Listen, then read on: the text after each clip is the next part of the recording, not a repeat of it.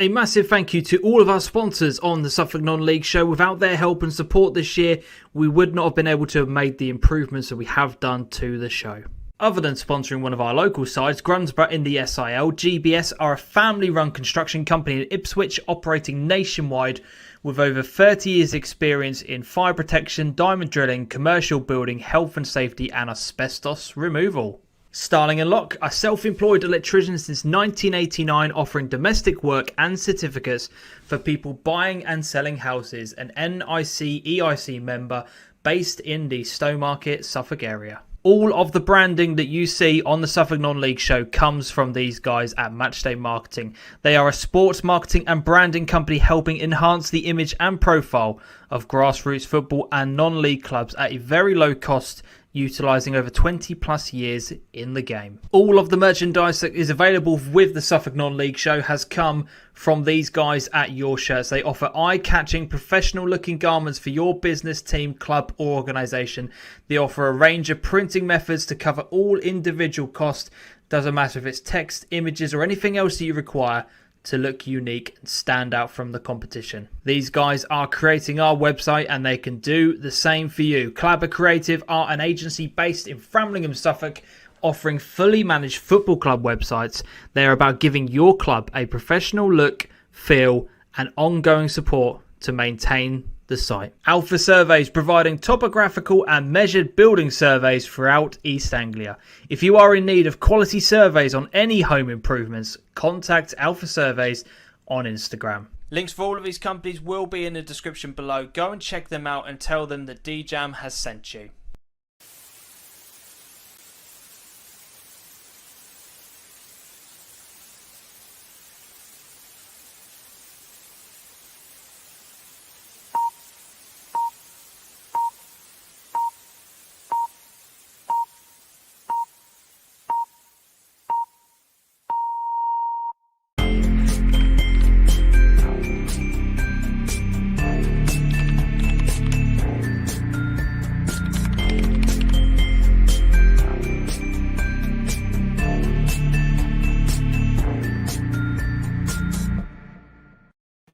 Good evening once again. It is Monday night and we are live for the Suffolk Non-League Show. I hope everybody is doing amazingly well. Before we get too far into tonight's show, just want to say happy Suffolk Day, everybody. Get in. Absolutely love that. Suffolk Day, yeah, I love that. It's like we timed it. It's like we timed it well. We've timed it unbelievably well. Once again, I am joined by my colleague and good friend, Mr. Adam Wade. How are you doing, sir? You have been an incredibly busy man of late. How are things going? I'm grounding myself. I'm there or thereabouts. Yeah. I'm learning how to balance a few things at the moment. But yeah, it's all good fun, isn't it? We've been let off with the schedule of this a little bit, so I've been able to take my foot off the gas on one thing and put my foot on the gas on another thing. But look, what are we all excited about is the fact that football is so nearly back again. This is pretty much the last show before we can envisage everyone having a pre-season schedule and things getting underway in earnest, really. So, yes, yeah. This is officially the last one of 2020, 2021, would you say? Yeah, officially, yeah. Officially, that's it. So we're having a 1 week break to catch our breath before roll again. Yeah, 1 week break next Monday to recharge the batteries, go again and get ourselves into a better position. Things are going very well behind the scenes for the channel. We've got loads of new equipment which is coming into play for next season, for the matchday footage, for all of the stuff that we do here.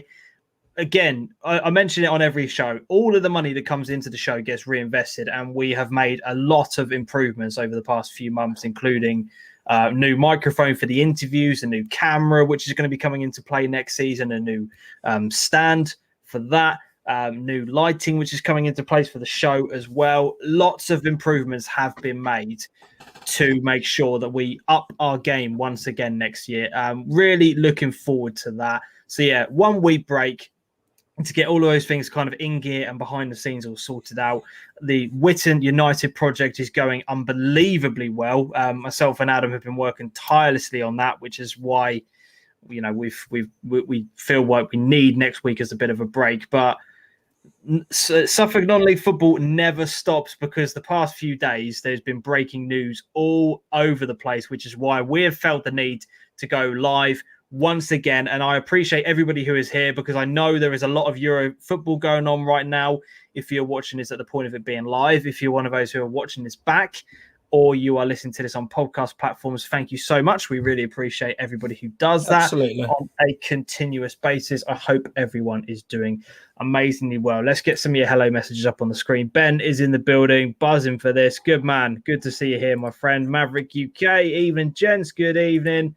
DeeJam Army says, Ben, Suffolk non-league show five-a-side. Jesus, I would be out of breath in 30 seconds if I joined a five-a-side team. Those days are long gone, but I'm sure, I reckon, what do you reckon? Me and you go on a bit of a fitness program for 3 months and join a five-a-side team? 3 months. You hope. Good grief. Yeah, I reckon I need about a year to get back into the shape I was. Jesus Christ. I was going to say, I think I need a good period of time to get back into. You know what? Like, I'm sure a few people can resonate with this, but home working doesn't help with the old fitness thing. Because I used to like have a good walk to work. Like, and don't get me wrong, I love home working, and that is the future for what I'm doing. But I need a different outlet that I need to make into a routine. Because I used to be very, very used to the fact that I had a substantial walk to work. I don't know about you, James, like with your getting around and stuff, because I know it's a bit different for you, but lockdown has changed things fitness wise. Don't know if it'll change things for players and how easy they find it to be fit and stuff like that, but just as an everyday person who doesn't really have a football career. No, I think for me, having a child has massively affected my life, because any free time that I potentially have, I want to be spending with him. I don't want to be going out for a run or doing some sort of exercise. I want to be spending it with him. So, like, it's a bit of a no-brainer for me, really. But as a result, and the fact that, as you quite already said, I don't walk into work anymore, I drive, all these little things just slowly add up. And since lockdown has happened, it's just been like, you know, there was those, it's gone one of two ways for people in lockdown, hasn't it? They've either gone really full on with the fitness, and that's been the only thing that's keeping them motivated, or they've just done nothing. And I sadly have fallen into that camp well and truly. I haven't subscribed to Joe Wicks's exercise classes, put it that way. No, definitely not. Absolute kudos to those that have managed to do it. Yeah, definitely. If anyone's got any suggested programs that could motivate us, yeah, why the hell not? Good thing I could start a Suffolk non-league show diet club going on here. Nice. Get the Discord going. Get the Discord going. Stu from Match Days in. Good evening, mate. Hope you're all right. So is Irv. Good evening, boys and girls. Hope everyone's well. Yep, all good this end, my friend. I hope you are as well. Ryan is here. Evening, Ryan. Hannah Hale. Evening, Hannah. Hi, Matthew Hannah. White. Matthew, I don't think I've seen that name in the chat before. I could be wrong, but evening all. Evening, Matt. Hope you're doing well. Thank you so much for joining us, my friends. Good to see you and good to have you in the chat. Stuart is here. Evening, Jens. Evening, mate. Hope you're good. 0-0. Keep those scores coming in. I'm not watching it. I'm in a completely different room. I think Adam's keeping an eye on his screen. But if you get any score lines, drop them in the chat. Love to hear it. Everyone will see it before I do, because I'm on the old iPlayer. So right. So you're about 30 seconds behind. Plus 30 seconds. Yeah. Yes, plus 30 seconds for the live show going out as well. Corey's in the building. Evening, mate. Hope you're good. Harvey Doherty's here. Evening, chap. Suffolk non-league show over the Euros. No. I appreciate the love, Ben, but you can have them on both screens. Have the Euros on one, have us on the other. That's absolutely fine. Got no issue with that. This is on your mobile in front of the TV territory tonight, isn't it? Yeah. Hope you're well. Looks like the Swiss are going through. Again, I don't know. I haven't seen what the score is in the other game in this group. They finished third, didn't they, in their group? From what I remember, yeah, because Wales finished second, and then potentially I reckon they are going to have enough points to get through that boot camp at Witten. Oh God, maybe. I can take part in like 5 minutes of boot camp. but I will drop out. And Alex is here as well. Good evening, mate. Hope you are good. Hope everyone is all well. Adam, hello to everyone else that hasn't commented as well. Yes, 100%. So, shall we kick things off this evening with part of the breaking news that we had earlier on today? It has all gone off a bit, hasn't it? With everything connected to Sudbury Town. I want everyone to get in the comment section. Let me know what you make of the fact that Mark Maudsley has left and the appointments that have been made at Sudbury. So for those of you who don't know, there was an announcement earlier on in the week from Sudbury. It was a very brief statement, which was to say that the board have accepted the resignation of first team manager Mark Maudsley. We would like to put on record our thanks to him for all of his hard work during his 4-year stay at the club. We would also like to wish him the best of luck in his next venture, which we were sure will not be long in coming. In the meantime, the club will ensure we have the right management structure in place for the start of the season. And it didn't take them very long, Adam, to find a replacement. And what a duo they have got in. Absolutely. For those who don't know, the club have announced that the first team managers are going to be on a joint basis, and that will be former Stowe manager Rick Andrews and Angelo Harrop. Both guys bubbling with enthusiasm for the project and raring to go, and look set to bring a fresh attacking brand of football to AFC this season. Details on the rest of the coaching staff will be finalised over the next few days, with just over 6 weeks to go until the start of the season. The first chance we have to see Rick and Angelo's Sudbury team will be at Braintree on the Tuesday, the 6th of July. First of all, Adam, before we get into the actual appointments themselves, the news that Mark left the football club, was it a shock to you? Did it come as much of a surprise? What are your kind of thoughts on that, first of all, before we delve into the Rick and Angelo side of it? Yeah, I'd reference the show where we had Mark on here for a substantial amount of time. He spent a good evening with us, having a laugh, but he was also very honest about his time at Sudbury and about what he expected. And I think he made it clear then that if the budget wasn't what he needed it to be and he didn't think it would work, then maybe it wouldn't be the job for him. Going forward. It doesn't say exactly what the issues are there, but I think it's budget constraints must have had a factor to play, and it almost reads as if Mark's already got something else lined up as well. Yeah, it does. And that's the bit that I don't get. So I don't know if he sort of said, absolute speculation, but said, there's other opportunities that I could get where I feel they'd be more feasible to work within. And that's been put out, or what has happened. But well, I don't know if you read the article from Russell Claydon at the Bury Free Press. They spoke with the Sudbury chairman, and he kind of reiterated and was hinting that the reduced budget did play a massive factor in the decision for Mark to go. And I think maybe just, the club want to go one direction and play like a cautious way of how they're going to handle the finances of the club, which, giving everything that's gone on over the past year, you can kind of understand that. But from Mark's perspective, he's probably had year and year of developing youth players, and he's gone, right, I need a budget if we're going to seriously do something this season. That's not been happening. And, it's just one of those things that sadly the two can't come together and make a decision. So you have to go your separate ways, because once you've made those feelings clear, it's very difficult to kind of come back from, isn't it? Once you've, it's like in any workplace. If you've set your intentions of where you want to go, they're not going to follow suit with you. You want out. It's just as simple as that, really. Mark's quite a divisive character between people anyway. You have to take him as you find him. And I like him for that, like in terms of how he comes across. He's blunt and honest. That's what I like.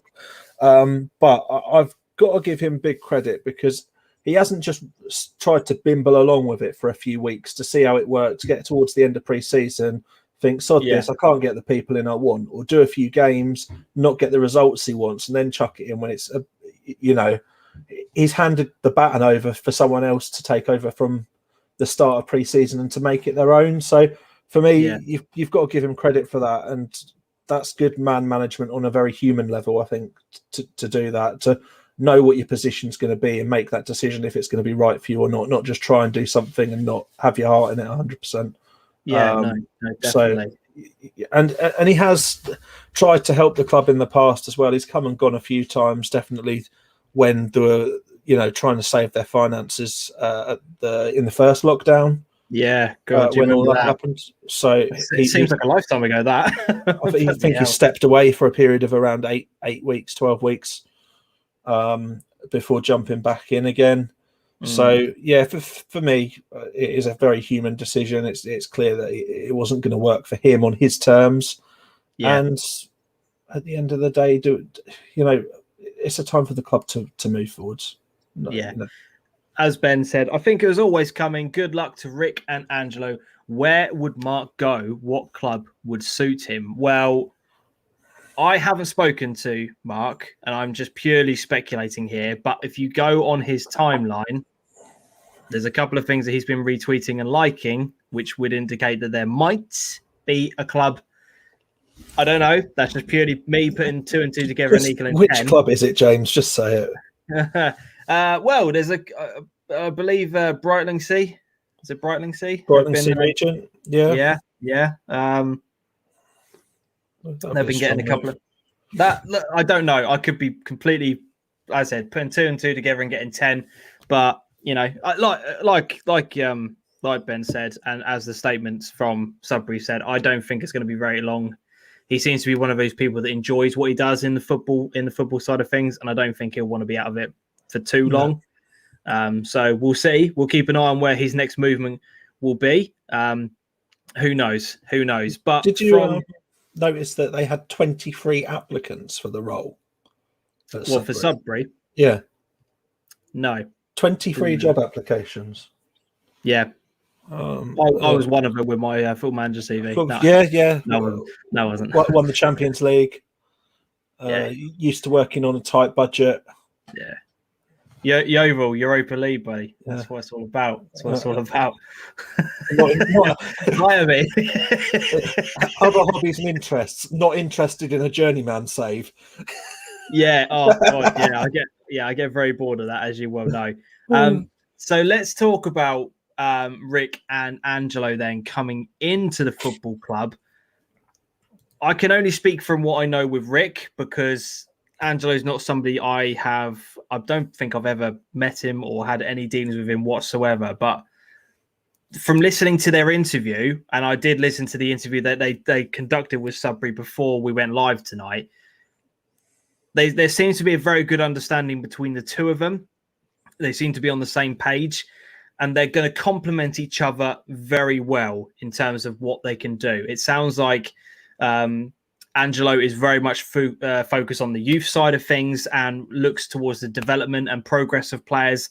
And Rick has the tactical side of it, the knowledge, the scouting network, the options available, and bringing them both together seems to be a very good partnership. I think Rick suits that job down to the ground. I think everything that he wanted to happen with Stowmarket, he's going into a club where it's already there for him. He just needs to progress it and take it to the next level. I don't know what you kind of think about that and what your thoughts on it are.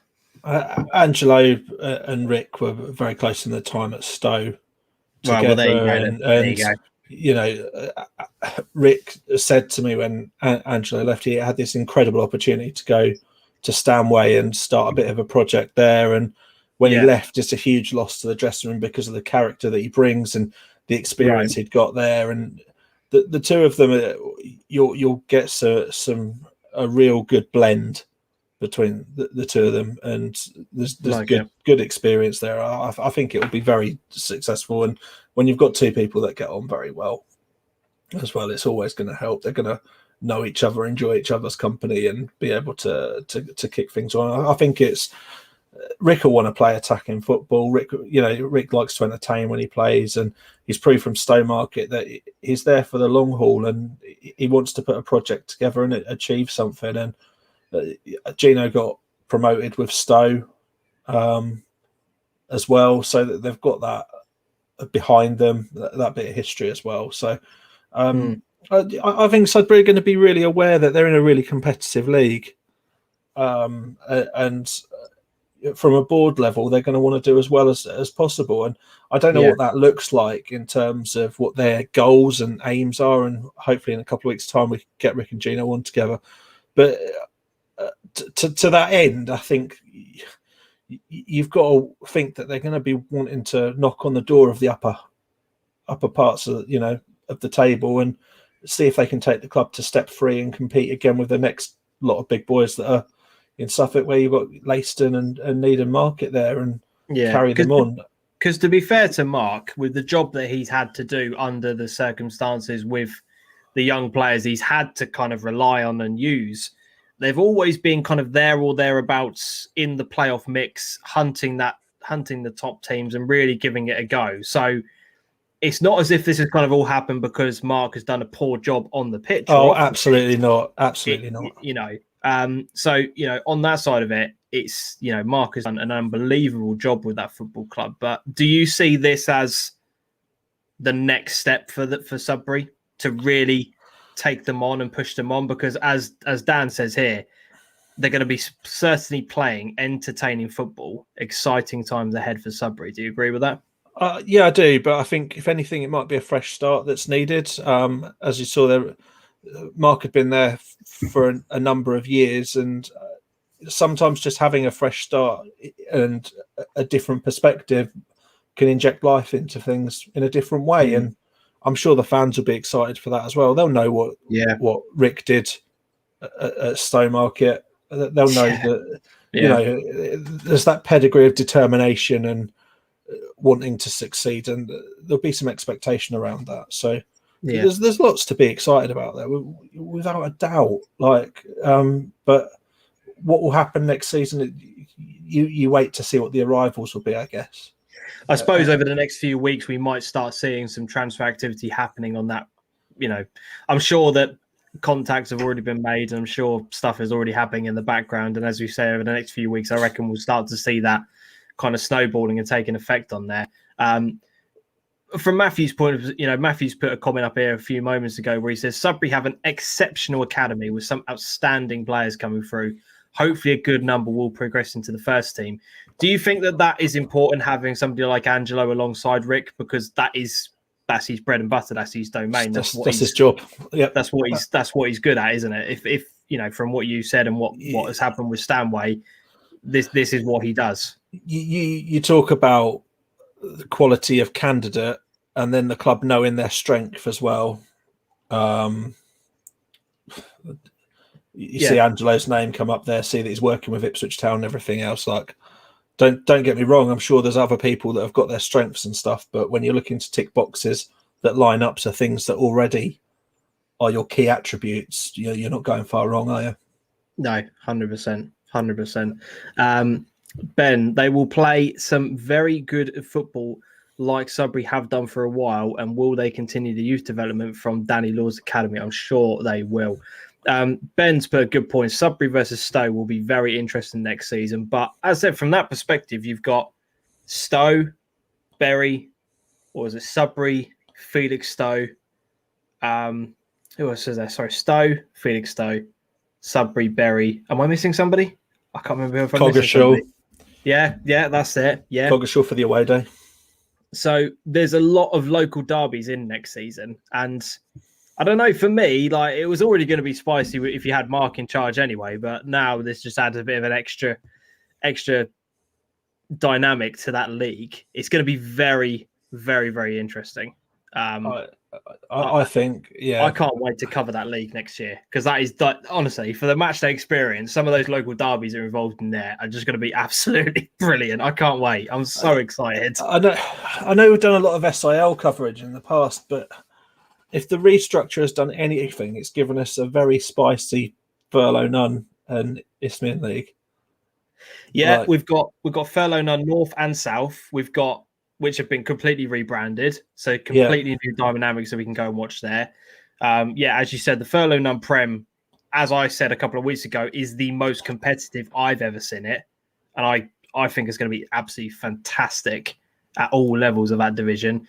And as Step 4 is a division that we've kind of dipped in and out of, but not really covered a massive amount. Like I said, that is going to be. There's plenty of items to cover. There's plenty of leagues to cover, plenty of clubs to go around and have a little bit of a look at. I'm excited for it. Like I said, next season can't come any sooner because, like I said, some of those clubs and some of those games are just going to be absolutely massive. And as Dan says here, DeeJam are making moves as well. That's again another club at that level of the football. I'll tell you what, I saw Mildenhall tonight have signed an announced signing of Natty Stewart from Norwich United. That's a tremendous signing. A very, very good forward. He scored 8 in 15 last season. Yeah. So, very, very good. So, I think, like I said, there's going to be some definite, like, massive games from this division. I'm looking forward to it. Do you any final thoughts from yourself on the move? Are you happy? Obviously, you know Rick quite well. Are you happy for him to be back in? I'm delighted for him. Local football needs people like Rick. Like he loves the crack of it. He enjoys it for what it is, and like he's such an approachable guy. Like, I can't speak highly enough of Rick. He's an incredible bloke. I look forward to getting him on here and having a laugh with him about a few things and seeing how we go with it. But he's so highly regarded by Stowe fans. I think it says it all, really. He's the kind of character that can unify a community, and that's what we need. No, definitely.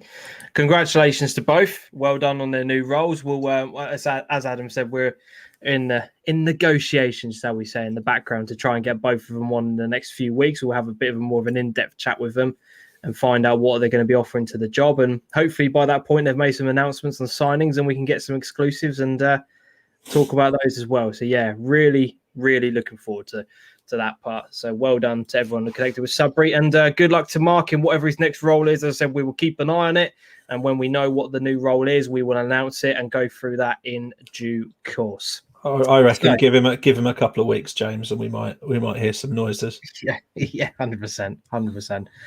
Before we move on to our also second big breaking news of the past few days about the SIL, which is, I can't wait to get people's thoughts in the comment section in a moment.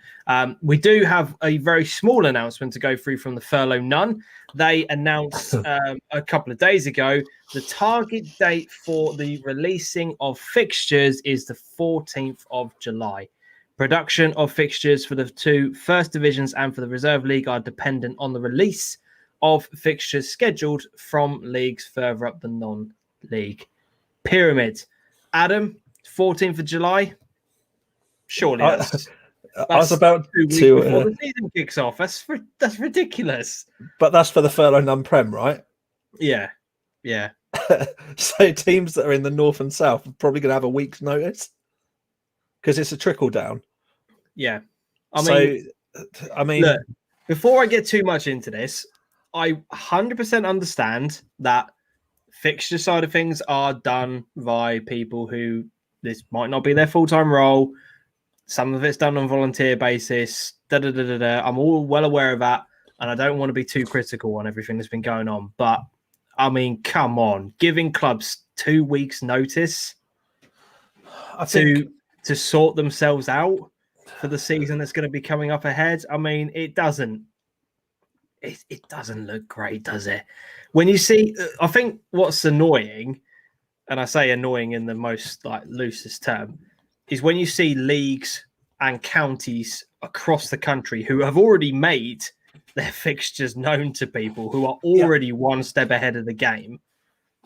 It just feels as if we're playing catch up, and I don't know. I could be overly critical, and I'm sure people in the comment section right now will tell me that I'm being stupid and it's just a complete overreaction or whatever.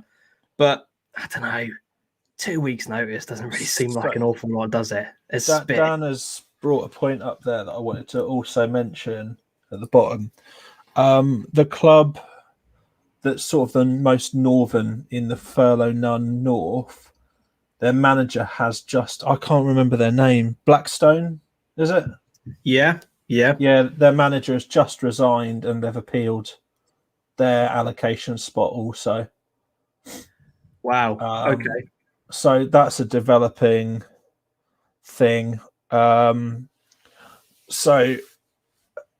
I suppose there's a few things. There's a massive shift around, isn't there, in terms of the leagues? There's the fact that the season gap is much shorter than normal, and all it means is that there's just not going to be as much. Bourne have appealed as well. I didn't realise that, Dan. And there's not going to be as much of a gap to sort things out. What it means for our clubs is they just have to deal with the fact that they know roughly who's going to be in their league. Just be prepared to travel to them and make sure you're available on the first Saturday of the season, because that's when we're kicking off. Literally, you need to tell the other halves, whoever they may be, I might be home at 6 o'clock. It might be 8 o'clock. I don't know, but just be prepared that I won't be around that evening, because Christ knows where I'm going. I'm sure that the message to clubs is going to be, make sure your COVID planning and stuff like that now is absolutely rigid, because whether you're home or away, we'd expect you to be putting it in place anyway for all of your friendlies. So I don't think that it's really too much of a worry. It's just the fact that we're not going to have that buzz of knowing who's playing who, and it's 3 weeks time, isn't it? Yeah, but other leagues above should start to trickle down, wasn't it? Didn't Step 1 get announced? I couldn't tell you, or it's about to be announced, one or the other. So it will trickle down. In time. That's it. But Spurlow Nunn North is an absolute state. Yeah, it really is. It's in a muddle. Yeah. So just for those who are listening back to this on podcast perspective, Dan's comment that we've been talking about is some leagues can't release fixtures yet because they don't know who they've got in their divisions, i.e. Peel's pending going through. Blackstones and Bourne, both without managers and awaiting appeal results. So that potentially might play a big factor in what is to come. Maverick has just put on here, that's why they've made the announcement, so that everybody is aware. No, I agree with it. Like, I don't have a problem with them saying what they've said. It's just the fact that, as I said, it's not leaving clubs a massive amount of time to kind of get themselves prepared. But I suppose if you plan for the worst and you're at home, then it's a bit of a result, and you can kind of celebrate and go away happy. But, it is what it is. Clubs are going to be wanting them home games as quick as possible after everything we've all been through. They will be wanting people through those turnstiles and getting the bar ready and the food stalls. Definitely. So there is that announcement came during the week. And Adam, the big news concerning the SIL, they have their AGM, which is taking place this Thursday, and there have been emails going back and forth over the past couple of weeks where the leagues look to have been sorted in terms of who's potentially going up, what teams are coming into the league, who's dropped out, who's done what, etc. I was about to get myself all ready and round to go for tonight, and then boom, we had another email dropping. Didn't come directly to us. We've had this forwarded on to us because, again, sadly, from an SIL perspective, we're not getting the communication that we would like, but that's neither here nor there. The leagues are going to be looked at again in terms of who's been promoted, and a decision has been made that one of the clubs that were originally going to be going up are no longer going up, and there's been a whole bunch of stuff happening as well. So what I have done is I've prepared slides which show you the new leagues as they are as of today at Monday, the 21st of June at 9:04 in the evening. Also with the announcement that the SIL have made. Now, this, I mean, we talked about this briefly before we went live, Adam, and we'll go through it again in a bit of a moment, but it's a mess. Have you got anything to preface this with before we start talking in terms of your opinion? I'll go through it in a moment once we've covered some of these items. So I've got a bit of concern, I think, for the SIL, judging from what's happened here and what the plans were.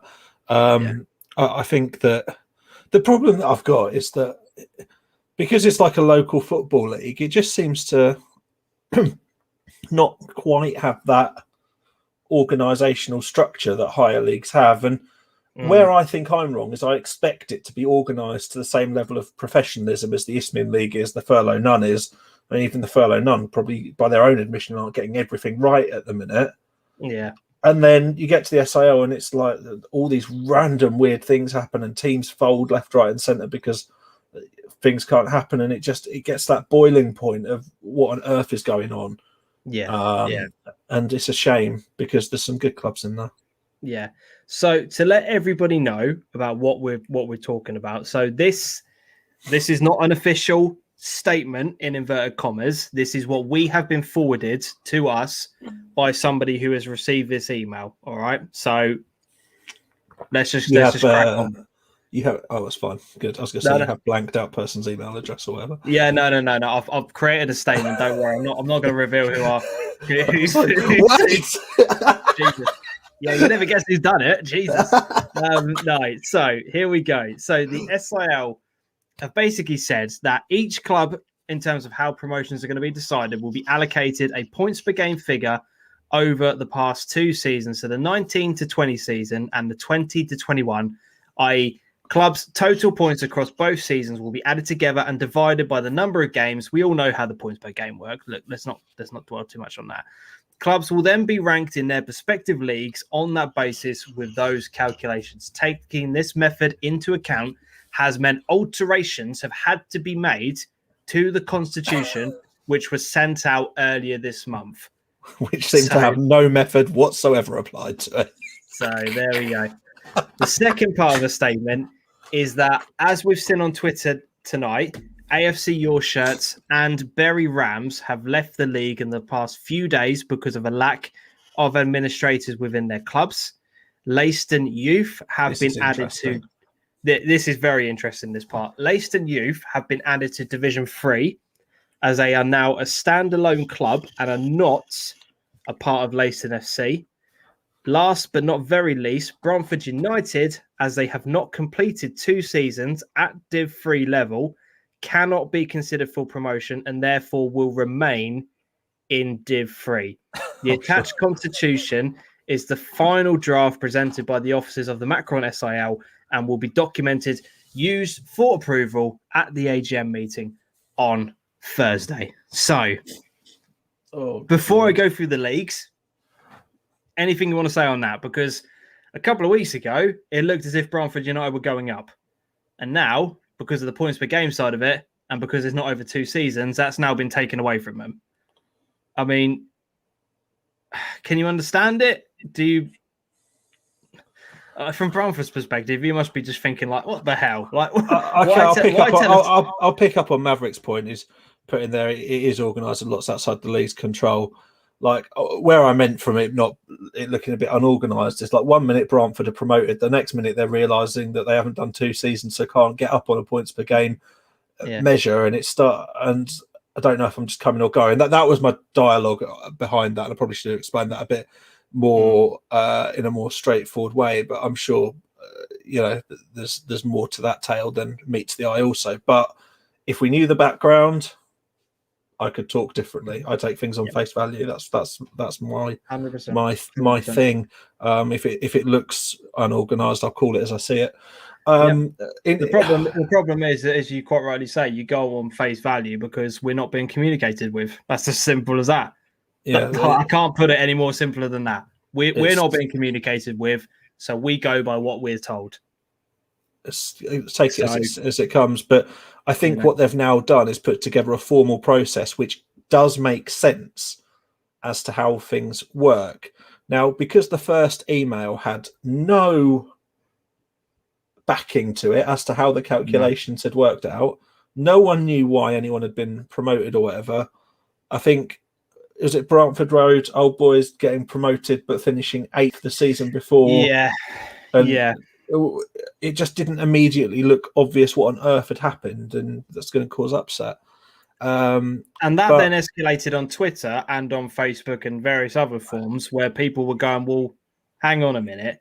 How is this allowed to be happening? We've asked for clarification. We're not hearing anything. And again, it comes back down to communication. If you don't communicate these things properly, and if you don't explain yourself properly, then there is going to be speculation. There is going to be people talking, and quite rightly, there is going to be people who are pissed off. I think what you've got to remember with what they're doing, the SIL are very good at delivering to the clubs that are within it the what. They will tell you what is happening. They all get emails sent out very regularly. This is happening. This is happening. This is happening.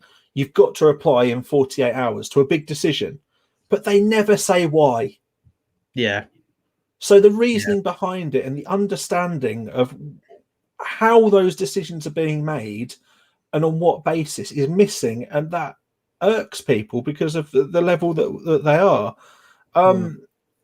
You know, it's a tough one. Like, you can't just apportion blame randomly to people either. But there has to be a point where someone's got to take accountability and say, we probably could explain these decisions to people a bit more, or this is what we require from you. It's an FA directive.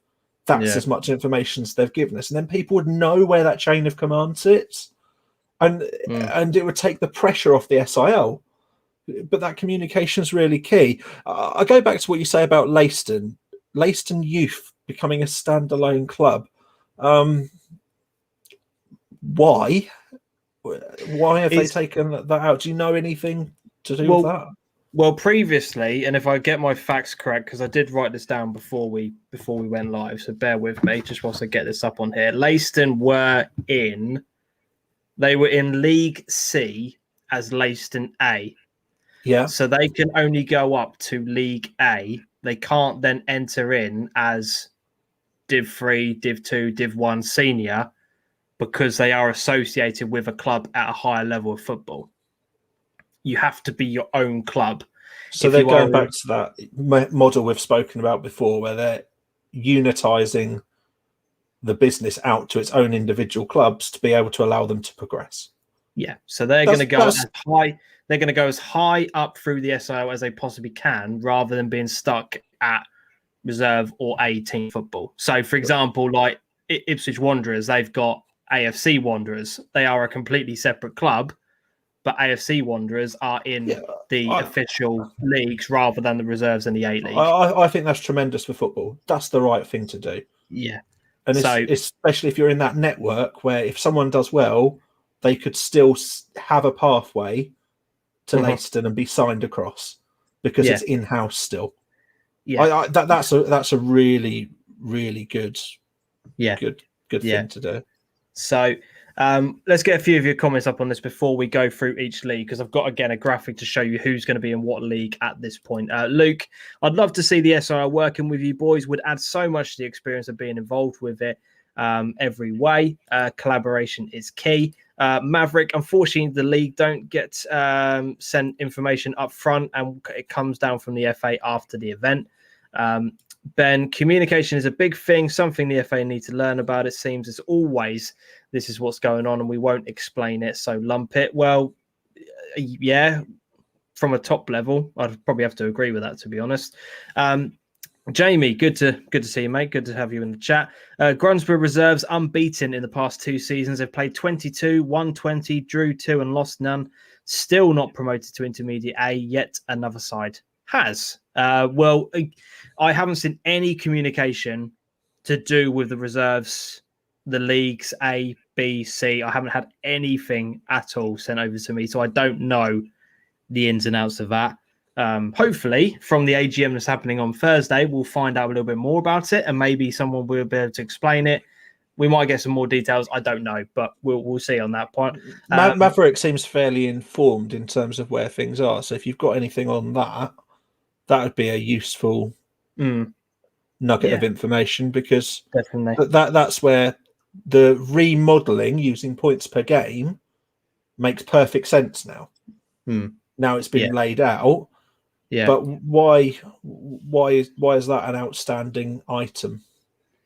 Yeah. So Maverick, there is and was reasoning behind every position prior to its changes. It's discussed by member clubs and are subject to AGM approval by member clubs. So there we go. There explains that part. Dan, surely it's time to allow reserves into the main divisions and teams will find their level on merit. Well, you look at the Anglian Com. That's what they do. and they allow reserve teams, A teams, to go up and down the leagues as it is. So, there is an argument for it because, I mean, the Angling Com, if I remember correctly, have got an absurd amount of divisions. Let me just see if I can try and find this because I don't want to get my information wrong. But they have got. I do agree, though, Dan. I think that maybe this whole thing of A, B, and C, whilst on its own merit, it does serve a purpose. Yeah. But it's a little bit confusing because it's like a sub-competition, isn't it? Yeah. It almost needs its own label. Because I kind of always, you talk about Div 1, 2, 3, A, B, C, 4, and you almost integrate it all within it, and it's I don't know, a bit of clarity of labeling. But so Angling Com have got a Prem, Div 1, 2, 3, 4, and then they've got a 5 North and South. And all of those divisions, for example, you look at the Prem, they are all first teams apart from Wroxham Reserves. So Wroxham Reserves are sat in mid-table of the Prem. So they're on merit and are doing very, very well. You look, they've got Norwich United under 21s in there, Kirkley and Patefield Reserves, Fakenham Reserves. I don't know. It just seems to work for them north of the border. But for some reason, it's not considered here. I don't know, but again, it's a hefty change to do it because you're somehow going to have to rank teams and replace everybody. So it would be a hefty change to do, but would it be for the benefit of Suffolk football? I think it probably would. I can't. Everyone would like to compete at the best level they can within that, and to all have the opportunity to compete together and in a mixed pool. I think that would be good. Yeah, and from a from a reserve side of things, it puts a good spin on reserve football again. It's not something to be kind of sneered at and just forgotten about. If you've got a reserve side that can compete with a team or with a first team, for example, I don't really see the harm in it. But you can imagine. So Jamie's put Hadley. Run. I was going to say, you can imagine if you've got a club that is, you've basically got your first team, your reserves, a division apart. How proud are you going to be of that setup and the quality that you can maintain there? That's not something that anyone could sort out immediately, I guess. But it would be pretty spectacular if you could get a club with that level of quality in there that you could, really, and they'd have a decent pulling power as well. And maybe that's the way that you develop clubs to be able to know that they could somehow find a way to push on out of the SAL long term as well. Yeah. Hadley have a side in next season's Div 4, also under a different name. Didn't know that, but we've got that to look forward to. Leiston, correct interpretation. Witten did it a couple of years ago. It does work well in Angling Com, says Jack. Biggest objection is that you get reserve sides sitting at the top of Div 1, stopping first teams in lower leagues winning their respective leagues. That's hard that's a hard one to reason with, though, because if they sit at the top of Div 1, that's because they're good enough. Yeah. And there's the credit, there's the thing that follows that up that you put there as well, like benefits larger clubs. Well, I do get that. I do understand it, but there's an argument both sides. Exactly, there's an argument that everyone finds their level and it mixes competition up to the right levels across the board. It would even out. It would just take some time to do to make a clearer, a clearer structure. But I do think it's a valid point that larger clubs could hoover up more talent and they could definitively sort of overtake parts of the SIL, couldn't they, if they wanted to, if they had 2 or 3 teams. No, there is an argument with that. Luke's put many reserve sides of Angling Coms also play in the Central and South Norfolk leagues, lowest of leagues as well. Remember, SIL have more of these teams, I'd say. Jamie, having reserve sides in the main leagues would see some reserve side being strengthened in the second half of the season with first team players if the first team can't win the league. That's potentially a point. If I'm sure there's rules in place to say how many teams you can have. There is some sort of rules in place. I just don't know the exact benefit of it. It would then prevent clubs that want to progress through the leagues. No, again, it's a fair point. It is a fair point. And Jack benefits the younger players through to experience adult football reserves and under 18 leagues. Not good enough preparation. Yeah, I mean, reserve football as it is at the moment, it's just, I don't know, especially from a furlough number perspective, it's not great. But the furlough non-reserve league and the under 18 league, it sits in a weird place, doesn't it? Yeah, it's like a league where you get to play football at some nice grounds, but the quality, I'm sure there's probably better quality in the SIL to be found. I mean, I don't watch a lot of reserves football, but it's this weird middle ground where you wish everyone could sort of be encapsulated into one big bubble in a way, and they could write those leagues down. But yeah, it's there for a reason. But that's it. So here are the new league structures as we know it, and as of what has been forwarded on to us. So the senior division, there are no changes to the senior setup, although it does look as if, from what we can see, Ipswich, I'm sure someone will correct me here, it looks as if Bourne Vale and Ipswich Exiles have merged, from what I can see, and the name has changed to Ipswich Vale Exiles. So someone please correct me if I'm wrong on that, because Ipswich Exiles are no longer in their respective division. But we do just gone with Ipswich VE or something, because the name doesn't tickle me, I'll be honest. Yeah, Ipswich Vale Exiles. It's all right. It's all right. IVE. Everyone's going to call them IVE, aren't they? IVE. Yeah, that's just going to be a thing. Yeah, IVE. That sounds good. But yes, as things stand, obviously we lost Crane Sports last year, so the league is going to go from 17 down to 16. And then we have Div 1. So we have got more or less the same league as we had last time around. We will still be having 13 teams in Division 1 because, as you can see, Bromford Road Old Boys have been promoted on a points per game basis, but sadly, we have lost Bedrixworth as they have withdrawn. That's who we saw a couple of times last season, wasn't it? Yeah, it was. They're quite good. Yeah, very good team. Very, very good team. But they have decided to withdraw from the SIL and they are no longer in Div 1. So, as I said, that is going to be remaining a 13-team league. There you go. Bourne Vale have merged with Exiles. So, yeah, there you go. I thought it was the case. I thought that was the case, but I didn't want to say something that wasn't entirely true. Does this stuff get announced somewhere? Not really. Excellent. Not really. It's all kind of hearsay, and you go to clubs and ask for official kind of stuff to come through from them. But this is my like with all respect, like this is my first time following pre-season of SIL, and there's a lot of changes. Yeah, it's a lot of changes. So I noticed the Gipping Nats had just been formed. And all these teams with funny little names, it just makes me giggle.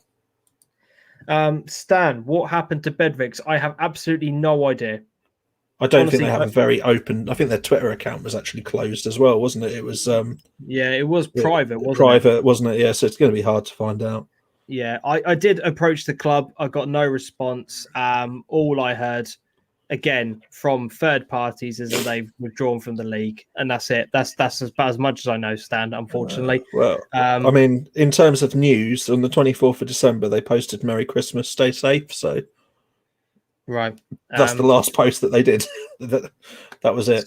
So there you go. Bedrix have moved to Sundays, according to Luke, from what he's been told. And it's down to work commitments regarding Saturdays. So that makes sense from their perspective, if that is the case. So Div 2 now. We obviously saw the news earlier on, which was announced on Twitter, that sadly AFC Your Shirts have decided to withdraw from the SIL. So the league is now a 12-team league at Get that this done by point. Christmas. Potentially. So yeah, 12-team league down from 13 because Brantford were supposed to be one of the teams that goes up along with Witnesham Wasps, but that is no longer happening because, as we discussed earlier, they haven't played 2 years at Div 3, so only one promotion, and with Your Shirts going, it is 12 teams. So we've got Elmswell, Cockfield, Ipswich, Curtin, Melton, Saxmundham, Somersham, Stonham, Thurston, Ufford, Witnesham, and now Wolverstone United, who I said I will give those boys a big shout out of Wolverstone. Well done, boys. It's one of their lads approached me. One of their lads approached me the other night while I'm watching the England game. Said, "Will I give him a shout out?" So there you go. There's your shout out, boys. Well done. Good luck for the season. So Div 3. Now, this is now going to be a 14-team league. So Div 2 is 12 and Div 3 is 14. Now, I'm sure people will contest this at the AGM and we might see this changing again. But as of this point, it's 14 teams because Brantford were denied promotion. Ipswich Exiles, again, obviously they have merged with Bourne Vale. And we now have 2 new teams entering the league, which is Leiston Youth and Needham Phoenix. Now, Needham Phoenix were, again, in one of the leagues. I think they were in League B under Needham A, but they're now their own separate entity, and they are now moving into Div 3. So I'm not going to lie. Like, wouldn't most of the people within Div 3 prefer that Brantford just got out of that league anyway? Well, yes, potentially. I do understand there's other teams that would like a promotion as well, and they'd equally like to get out of the league in an upwards way. But it'd be interesting to see. You know, Brantford can't get out because they haven't met the requirement. But it really does. The leagues need evening out. You can't. Yeah, I think in amongst all of this, I agree with Luke and I agree with Stan. I do feel incredibly sorry for Bardwell in amongst all of this, who, I mean, they've just been messed. Well, not messed over. That's harsh on the SIL, but they have been incredibly unlucky not to get promoted as a result. It might be biased as Stan, but there are 12 teams in Div 2, 14 in Div 3, and Brantford can't go up. Surely it would make sense if Bardwell got promoted. It would make sense. I agree. Yeah, no, it's hard to disagree because Bardwell, at the point of the end of the season, officially, they finished second, played 9 games, won 7, drawn 1 and lost 1. That was last season, and the season before that, they found things a little bit difficult, but they sat in mid-table, but still, incredibly harsh. But Luke, Mickey Mouse Div 2, but Pack Div 3. AGM will be fun. Would love to be a fly on the wall in amongst all of that. Luke, the amount of promotions over the years for teams due to reshuffling and Bardwell miss out is incredibly harsh. Yeah, again, maybe we'll see things changing. Maybe we'll see things at the AGM. It's not actually finalised, is it? No, this is all to go towards the AGM. It's all to be discussed, etc. Div 4 has had a load of new teams drop into it as well, hasn't it? There has been a reason, as much as we've lost some key teams that have been ever present. We've seen the creation of some new teams, and Div 3 showed that Leiston Youth coming across, and Needham Phoenix has been shouted about on social media a little bit recently as well, and that's great. To have that new competition in there at the start of the ladder, as such. I do worry that as teams have gone over the years, that we're starting to thin out a bit too far in the leagues. I don't know about what you think, James, but 16 teams in a league probably feels about right, if not a little thin on itself. Yeah. And then when you start to get 12 and 13, it starts to feel a little bit Scottish Premiership style, and you're not even going to play it in a standard league format anymore. Yeah. Like if you want something to do each weekend. And I know you rain more games off and everything else, so especially with like what's going on in the world at the minute, it will lend itself to the season getting promoted more easily, getting completed more easily. But I would really like to see that pack out a little bit. Yeah. I don't know. I don't know what the solution is. Well, the solution is to allow more teams to enter the league easily in terms of the reserve side of things is a potential option. Or four leagues into three, isn't it? Yeah, that is a potential option. I'm as somebody who's been an admirer of the SAL over the past few years, and as someone who has only recently come into it, I've only seen a decline, really. And as much as the quality is still in the SIL, there is still a lot of good teams and a lot of good players. And we've seen from the cup competitions that take place on their day, those teams can compete with with teams in the furlough none. And there is still a lot of teams and a lot of players that are, as I said, can match anybody. But Build still have proved that the quality was there to go punch for punch, like with a top sort of furlough none North team that had been promoted to the Premier. I think, like you say, the quality is there, and the league has got good players in there, and there's attractive football in there to be found. It's not, I'm worried. I'm worried about local football for this league and for this area. It seems to be on a bit of a downward slump. And I don't know. I wish I had the answers, and I wish I had the solutions to be able to help out. I'd love to be involved in these meetings just so I can get a kind of understanding about what goes on in the details of it, just to be able to. It's like your own professional development, isn't it? Understand you're just passionate to know more about the game and to give more back. Yeah, that's the thing. I don't want to come in there and be one of those people that just goes in, screaming and shouting and criticizing people. I just want to understand.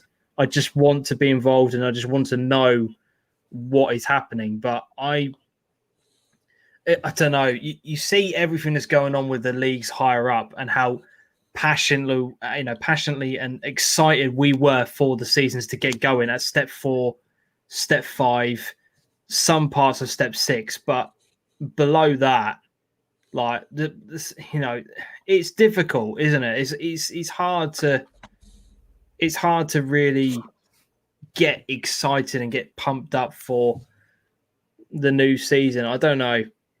I still reserve concerns that the leagues won't finish with the same number of teams in at the start because of everything that's gone on. And you can have great people. Oh my goodness, mate! I've just seen Belgium's goal. Absolutely hilarious. You'll want to watch that later. I do worry that we haven't got as many clubs now, and people have hung on to things as long as they can through the pandemic. They've hung on to the clubs, they've hung on to the players, they've hung on to the communities. But in reality, when things get going, will it stick? And we don't know. No. This is it.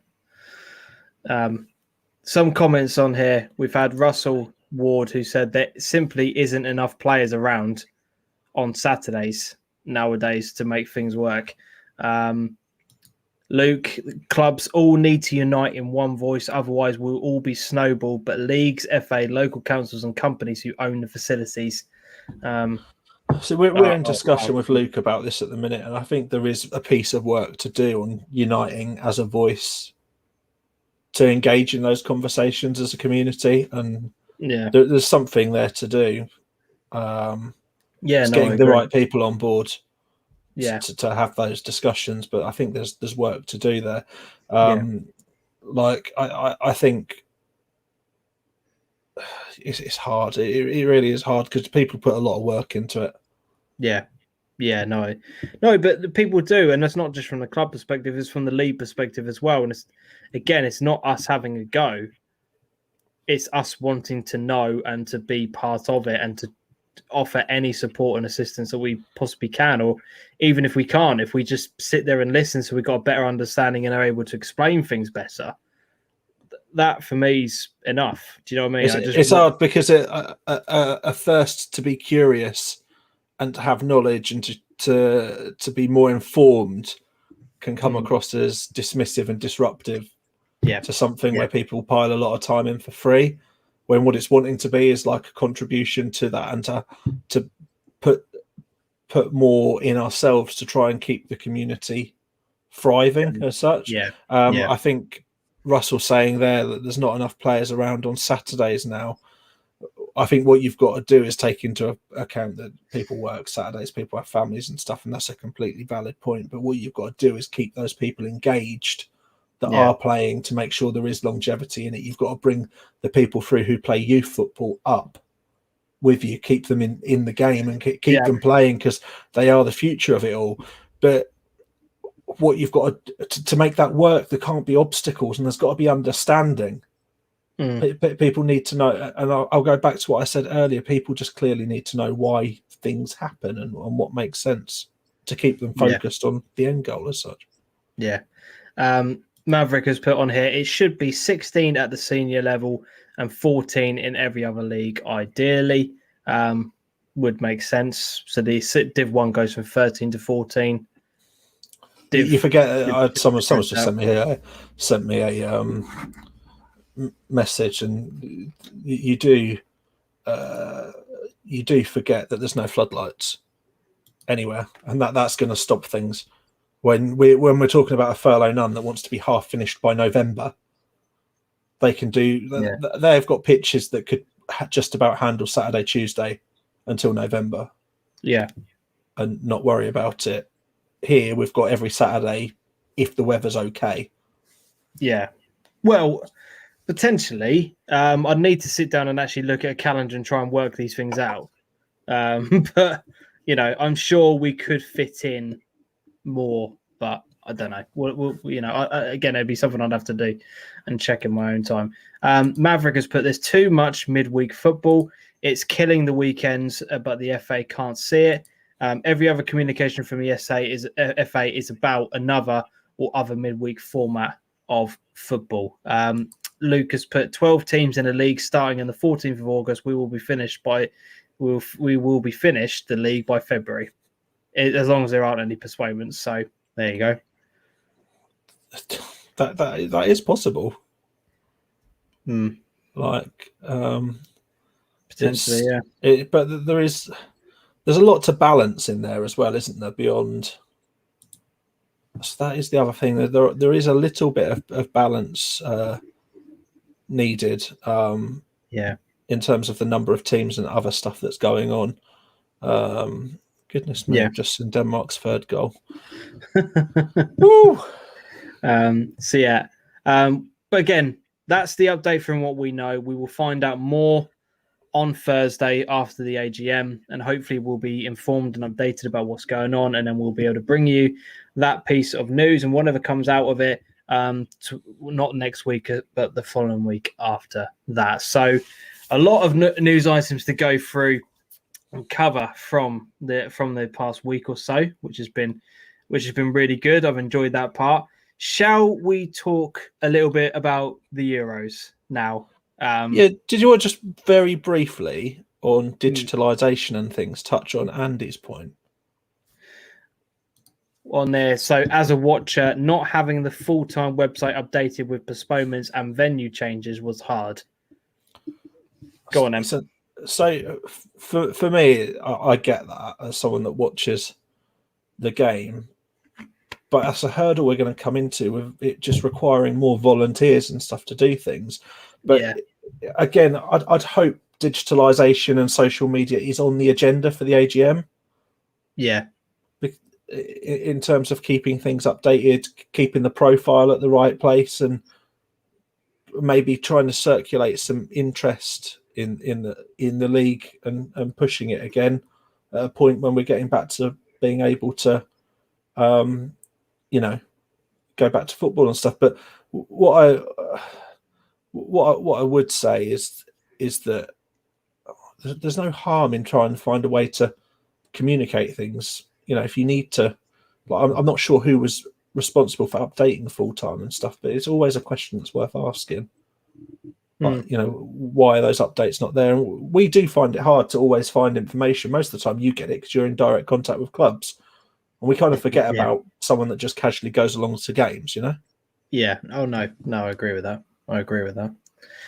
So the current scores at the moment in the Euros are 2-0 to Belgium, and it is currently 4-1 Denmark. So as things stand, Denmark somehow are going through in second place, which is absolutely unbelievable.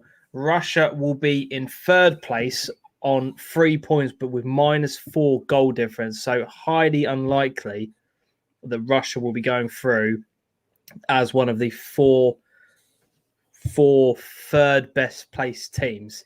That's a mouthful to say. As things stand, Denmark look to be going through. Is it 4 out of 8 that go through? Yeah, four teams out of 8 go through. It really is hard to do badly in this Euros, isn't it? Yeah. It really is difficult. It goes through to the round of 16, doesn't it? That's how things kind of go from this perspective.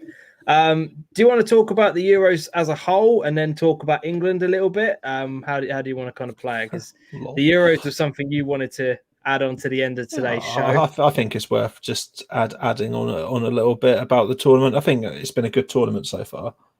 It hasn't been one that's like been full of discoveries of new world-class talent and stuff, but I think that entertaining attacking football has been the order of it, and it's been really good fun to watch. I have enjoyed it. I don't think it's been massively predictable.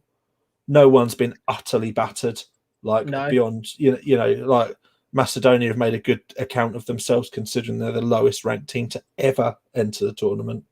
And it has been entertaining. Some of the commentary, as we discussed before, has been a bit off. Timu Pukki has been absolutely shocking. So he's had a bad tournament. And as Dan says, standard of officiating has been outstanding.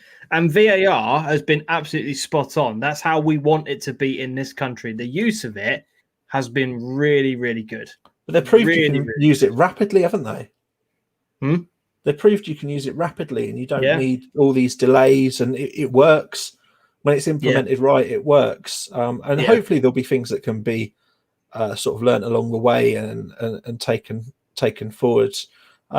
Seeing all of the teams, I can't really see beyond Italy. I'm laughing hard at people that said that Turkey were the dark horses. I have no idea where people, a lot of people, it was quite a broad thing that people were saying Turkey were dark horses, but I don't know why. I didn't see anyone I don't know much about Turkish players, but I didn't see anyone really in their team that put on any performance of note across 3 games. No, they were bad. They were really absolute bad. dog, to be honest. They're just so unenjoyable. But on the flip side of that, Italy look insurmountable. I mean, Italy's way of playing is about the team. It's not about individual players. It's about that whole ethos that's ingrained in them as a team. Yeah. And what proved that to me more than anything is them subbing their goalkeeper on 88 minutes the other night, because it's getting minutes in someone else's legs and getting them into the way they want that whole team to play, which is that constant forward all the time. I don't know how closely you've watched it, but like when Donnarumma was in, he's pushing them all up the pitch the whole time.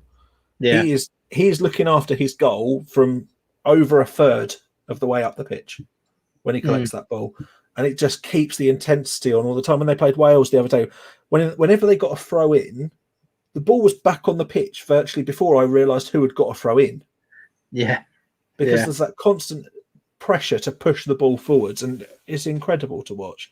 It was interesting to see France falter the other day. because after Yeah, the that was first a weird game, one. after the first game, people were thinking that they really did have things in the bag, and then it didn't quite go their way. It just goes to show that anybody on their day can do something in this tournament, which is what we've seen, so far. It's everyone's kind of competing and giving themselves a good, as you quite already say, a good show and a good account of themselves. It's been good standard here. Dan, never write off the Germans. Ben has put Italy or Germany, maybe England. It will not be England. It will not be England. That's because of one man, Gareth Southgate, because he's unbelievably defensive. I think we've got the players, but all of our good players are attacking players. And we don't play attacking football. No. I mean, the other night, if he would have had any sense, really, he probably would have brought off Declan Rice. Well, I was sat for Grealish. I was sat there at the bar, in the pub rather, watching the game, and we all saw Grealish warming up, and I said to everyone around me, he's going to take Foden off. Yeah, and they all laughed. Who did he take off? Foden. Again, everyone saw Rashford warming up. I went, he's going to take Kane off because heaven forbid he has to. He won't take Sterling off. No. Heaven forbid he takes Sterling off. What happened? He takes Harry Kane off, and I just thought, if I can predict that, if I can sit there and predict it, and I'm like, who the hell am I? Like, it's just so boring. Like, we need to have, for me, next game you go with Grealish, Foden, and Sancho as your three behind Harry Kane, and really give Harry Kane something to do, something to think about, and some chances to really get him to get his teeth sunk into, because. Like, people are criticizing Harry Kane at the moment, but what exactly is he supposed to do? He's been feeding off nothing whatsoever from this England team. It has been beyond poor. Like, and I know people will be sitting there going, "Well, we've got 4 points. We're in a good position from the group." But you get to knockout football. Like, we're gonna get destroyed. It's a different game, then, isn't it? Absolutely. Yeah, we're gonna get absolutely destroyed. Dan makes a point there about the speed in which Italy win the ball back being incredible. That's the kind of situation I think where we'd struggle. They counter press in 3s and 4s all the time, and then upon winning the ball, they always have 5 around, including the man that's got the ball. There's a total of 5 players, and they move it around and then pivot and swing that around like that. When you watch it, it's really, really interesting to see how they transition the ball from winning it back, and then pushing the pressure on again. And I found it really interesting to watch. This I could look at them play football all the time at the minute. It's just fantastic. And considering before the tournament they were on such a good run, but they didn't even qualify for the last major tournament, did they? What a turnaround. We had this question last time we were on the show. Who's your replacement for Southgate? I stand by my point of Brendan Rodgers. Yeah, Brendan Rodgers he's the main man. He's the main man. I think I saw someone put out Wayne Rooney today, and I could have just dropped my phone and just given up. Yeah. I heard today that the VAR side of things, its effectiveness in the Euros is because it has designated people looking after different sectors, e.g. one for offsides, another one for penalties, etc. That's fair, rather than having 3 or 4 people making a group. I still think Sterling should have had a penalty against Scotland. I believe that was a foul. Yeah, no, Jack, 100% not. Dan, none of the big hitters, Italy, France, Germany, Belgium, have seen, etc., have seen nothing from us. So far too concerned about them later on in the latter stages. Maybe Gareth's got a tactic where it's just keep quiet. Don't go too mad. Just pick up your 4 points. That'll definitely see you all the way through. Get to the group stage, get past the group stages, then flick the switch and put the afterburners on and destroy everyone. If we draw against the Czech Republic, if we finish second, which we will with that draw, then we go through and don't have to play anybody from Group F. We play the runners-up of Group E. Maybe that's his thinking. Who would that be, runners-up in Group E? So Group E would be between Sweden, Slovakia, Spain, and Poland. And all of those teams have been terrible so far. They have. They really have. So maybe that's Gareth's thinking. Maybe Maybe. Just imagine going to a tournament and wanting to finish second in your group. What a joke!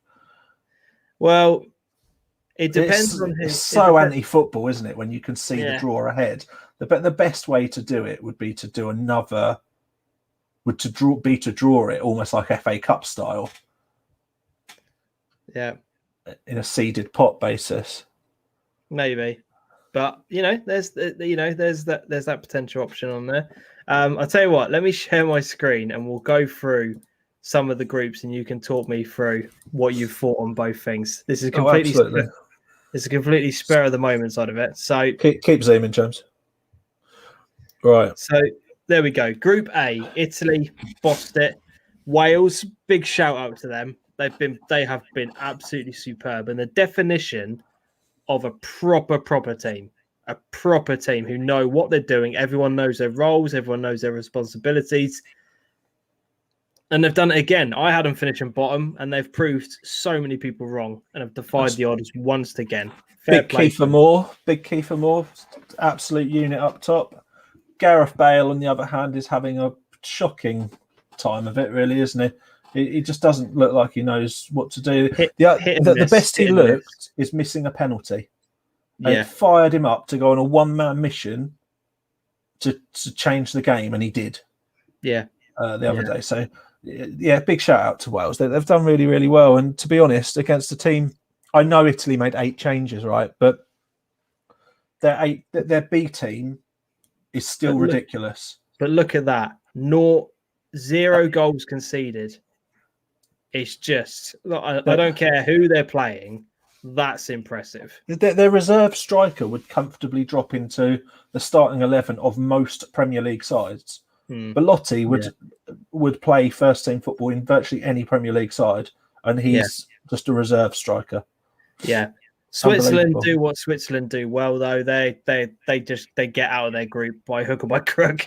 They'll get into the knockout stages, but that will be it. They won't be pulling up any trees on that part. Turkey missed the plane, I think. Yeah.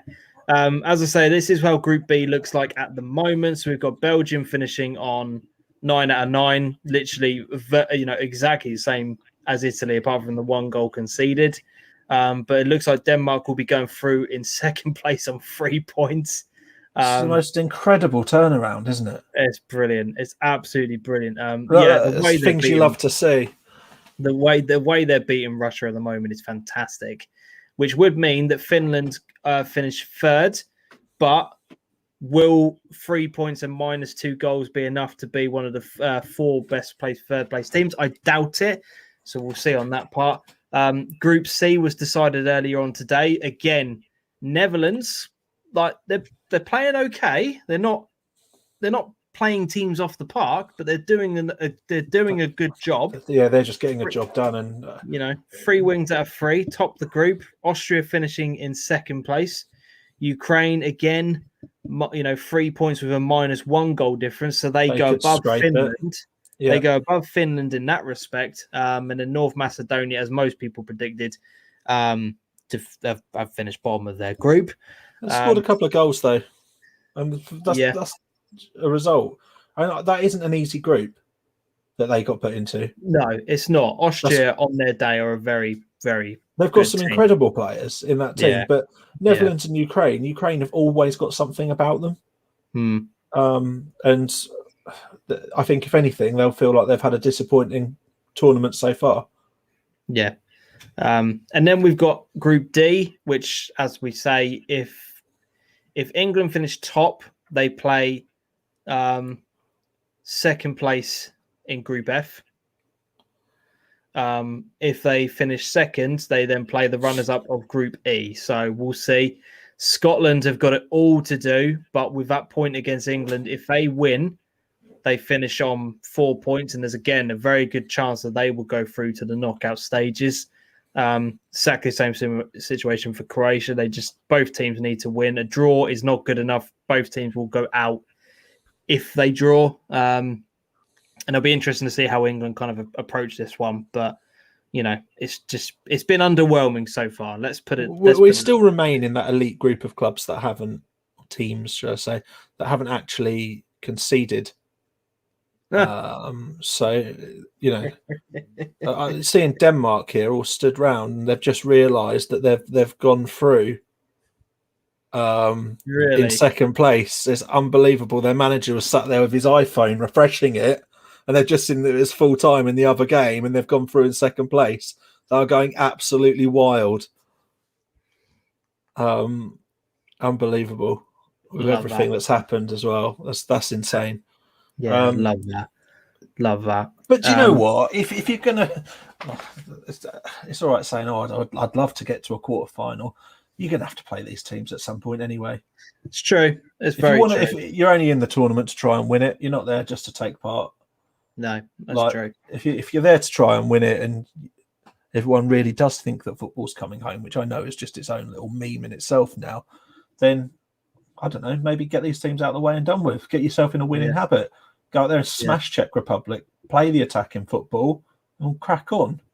Yeah.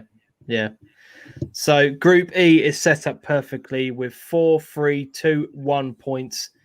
Again, as you say, none of these teams have really set the world alight with their performances, but any one of these teams going into the final game can go through, because Poland, if they win, they go level with Sweden. If they beat them by 2 goals, they go above them. And all it takes is Slovakia or Spain out of their game to win. That'll be a draw. Potentially Sweden go out.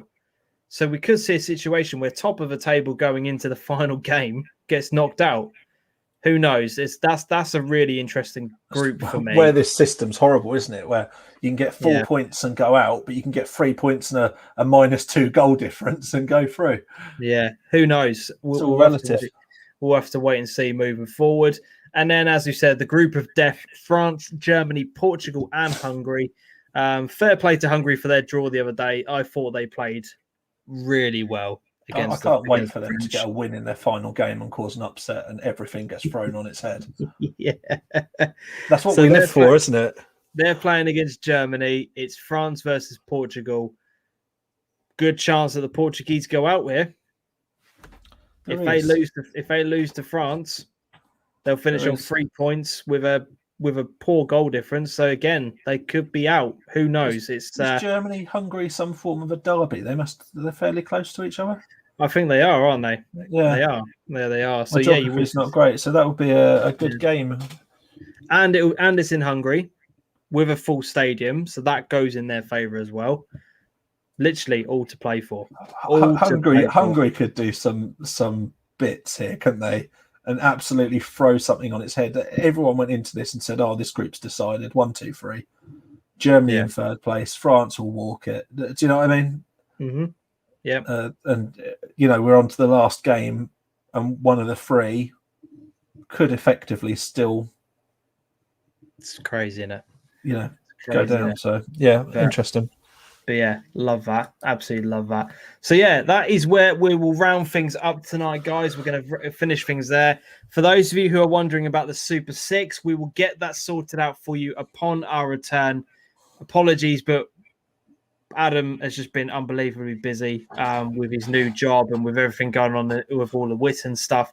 It's just been a very busy time for us both, but we will get the graphics and everything all sorted out, and we'll discuss with the winners about potential prizes and what we can do for that. So we'll announce that when we come back in July. So for everybody, because we're going to be taking a week's break next weekend, for everyone who has been with us from the start of this season right through till now, who has stuck with us, we cannot thank you enough. It has been a struggle at times to get through this season. There's been a lot of ups and downs.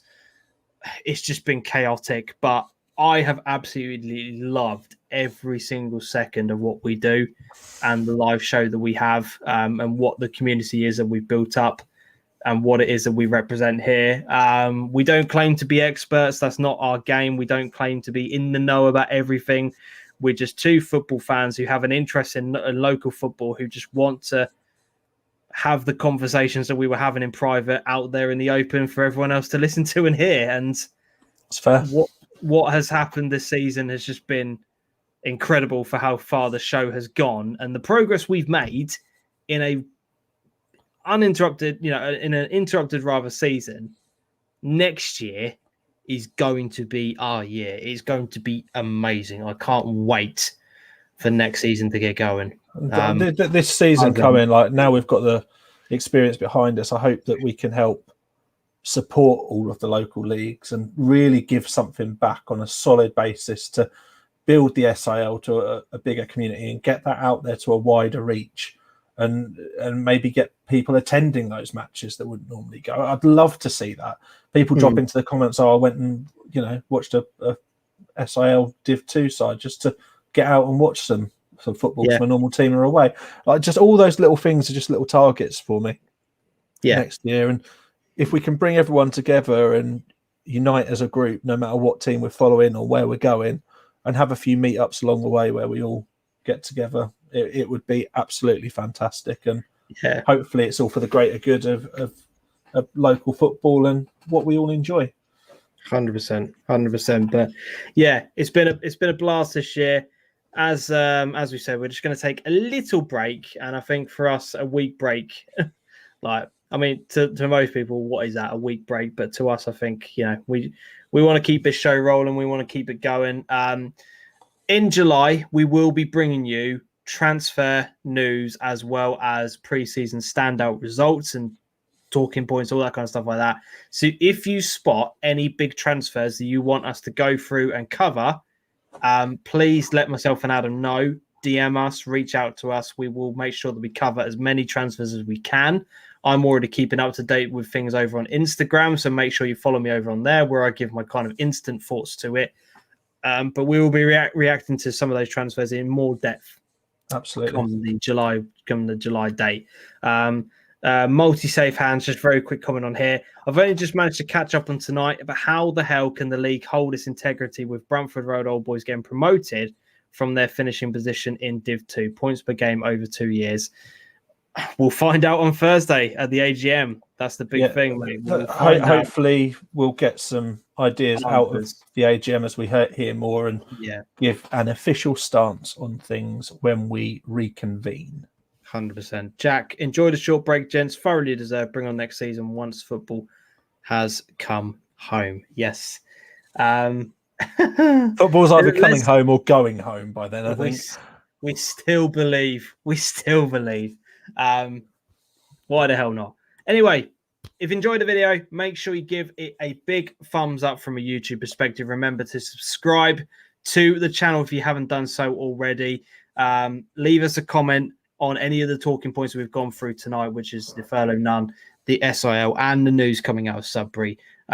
If you're watching it or listening rather from a podcast perspective, give it a 5-star review, all of that kind of stuff. We absolutely love hearing what you guys have to say on the podcast side of things. And we will see you all in a couple of weeks' time. Take care of yourselves, everyone.